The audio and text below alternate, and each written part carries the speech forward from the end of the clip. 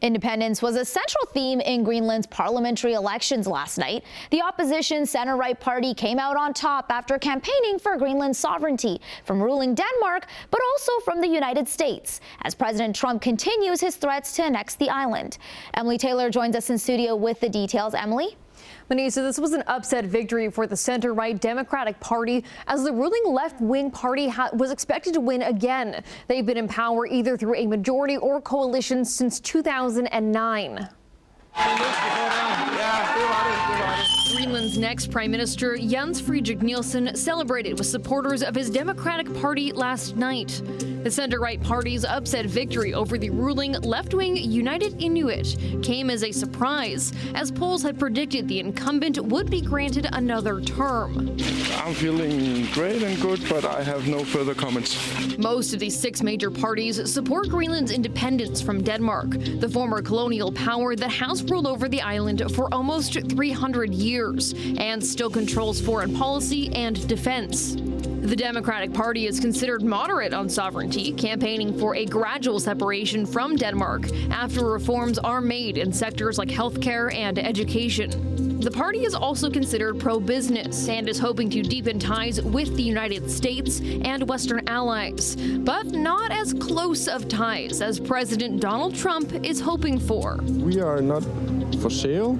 We don't want to be Americans. No, we don't want to be Danes. We want to be Greenlanders, and we want our own independence in the future, and we want to build our own country by ourselves, not with his help.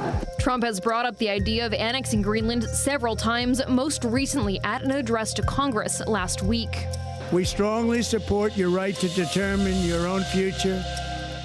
And if you choose, we welcome you into the United States of America. We need Greenland for national security and even international security. And I think we're going to get it. One way or the other, we're going to get it. The president is referring to the national security of Greenland and the international security of the NATO alliance against Russia and China's increased military presence in the Arctic. So first, Mr. Trump can make the claim that Greenland continues to be a first-line strategic concern, that clearly Russia is acting very aggressively in the Arctic, that China has become a near-Arctic state and is helping Russia, and that there are, therefore, the security issues. But a professor with the Munk School of Global Affairs says Trump's friendship with Russian dictator Vladimir Putin is undercutting his argument. That rationale would be greatly weakened if Mr. Trump argues at the same time that Russia, or would argue that Russia is not a strategic threat. Professor Oral Braun predicts Trump will try to purchase Greenland, and that could potentially work.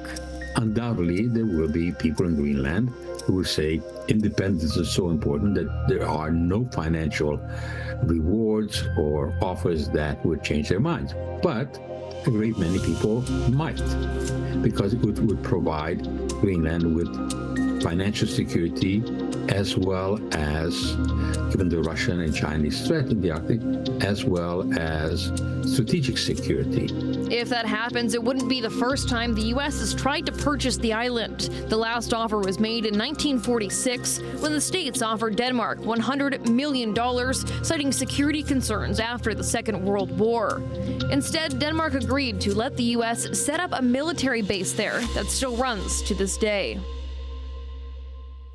Well, it's not entirely clear what move Trump will make next when it comes to Greenland. The island's new prime minister will now have to hit the ground running to negotiate a coalition with the opposition parties.